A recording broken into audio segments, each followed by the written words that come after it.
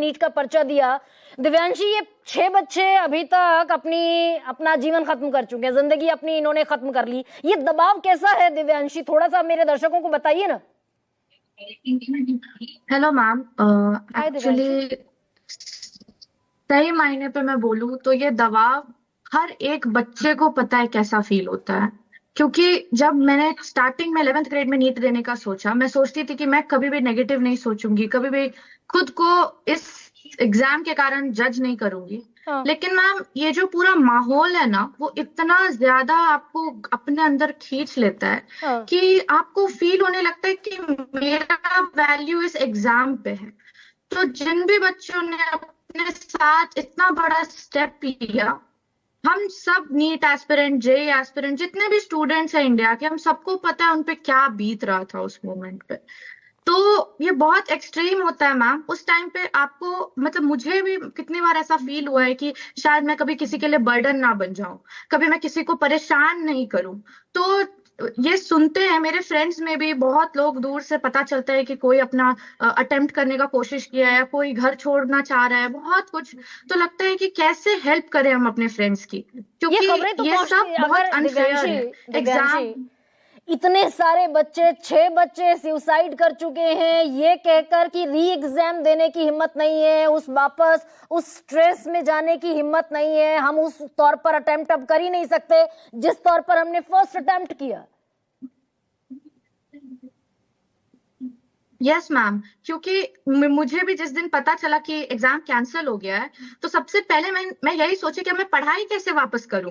क्योंकि वो जो 3rd मई के बाद जितना भी अपना आपने दे के आए हो, आप जितना भी आपने पढ़ा है 2 साल में, वो सब आप संपन्न करके आए हो। और मैं तो अपना 2 साल बोल रही हूँ, कितने लोगों का 3-4 साल, क्योंकि 3rd ड्रॉप 4th ड्रॉप भी होता है। जिनका लास्ट ड्रॉप होगा वो यही सोच के आऊंगी अब मैं अपने आप को संपन्न करके आई एग्जाम और में। आप ये कह रहे हैं कि लेकिन तब भी इससे एक सोशल आइडेंटिटी भी जुड़ गई कि भाई माँ बाप ने सोसाइटी में बता रखा है, बच्चों के नाते रिश्तेदार अटेम्प्ट में सक्सेसफुल नहीं हुआ, तो एक सोशल इमेज भी जुड़ गई इससे।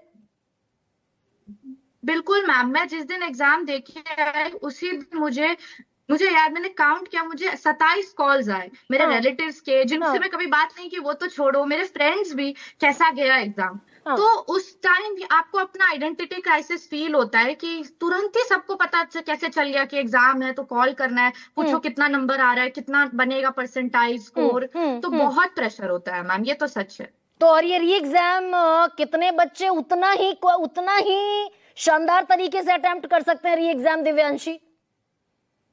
मैम मैं सच बताऊं ना, तो जिसकी AIR 1 भी आ रही होगी ना, वो भी आई डोंट थिंक उस तरीके से वापस एग्जाम में बैठेगा। उसका मोराल तो डाउन हो गई, क्योंकि जो उस टाइम 720 में से 720 ला रहा था, मेरा स्कोर कुछ 550 प्लस बन रहा था। तो मैं यही सोच के माइंड में थी कि चलो देखते हैं कैसा रहेगा। लेकिन जिसकी 720 भी आ रही थी, वो भी मैम पक्का यही सोच रहा होगा कि उसका मोराल डाउन हो गया, वो कैसे वापस से नहीं तो एग्जाम देगा। दिव्यांशी, तो it's a story of every year ना। बस मुझे आखिरी सवाल आपसे ये पूछना है, it's a story of every year, तो इस देश का जेनजी, इस देश का युवा इस सिस्टम पर, जिसमें हर साल पेपर लीक होता है और हम कुछ नहीं कर पाते, सोचता क्या है Gen Z? Are you still believing the system? Are you still believing, having faith in the system? Ma'am, to be honest, I don't think so we can have faith in the system. All we can do is have faith in ourselves. क्योंकि system पे तो आपने देखा है, हम सब इतने dependent थे कि एग्जाम होगा, डॉक्टर बनेंगे, इंजीनियर बनेंगे। आपके दिमाग में लेकिन तो वो आपके दिमाग में तो एंजाइटी, दिव्यांशी, इस हद तक नहीं है ना। आप नहीं अपने मैम, आप को पॉजिटिव रखने की कोशिश कर रही है ना। बिल्कुल मैम, बिल्कुल मैम। मेरे पेरेंट्स भी मुझे बहुत हेल्प कर रहे हैं इसमें। मेरे पेरेंट्स और मेरे लव्ड वंस, वो हर दिन कहते हैं कि दिव्यांशी झा तुम बहुत ही ज्यादा बड़ी हो, एक एग्जाम तुमको डिफाइन नहीं कर सकता है। यानी कि उनको भी आपको मोरल सपोर्ट देना पड़ रहा है, उनको भी आपको एक ब्रेन सेशन देना पड़ रहा है हर रोज ना, कि भाई हमारा बच्चा कम से कम किसी तरह की नेगेटिविटी का शिकार ना हो। बिल्कुल मैम, बिल्कुल। ये उनके लिए एक एक्स्ट्रा बर्डन हो गया ना। बिल्कुल मैम, मेरी मम्मी ने मेरी मम्मी है, उन्होंने मुझे बोला भी कि बेटा अगर तुम्हें अब नहीं देना एग्जाम, तुम प्लीज मत दो, तुम्हें जो जैसा सही लगे वो करो। उन्होंने मुझे ऑप्शंस दिए कि आप अब अपना जिंदगी खुद चुनो, क्योंकि सिस्टम तो पूरा अपने लिए सोच रहा है, वो बच्चों के लिए नहीं सोच पाता।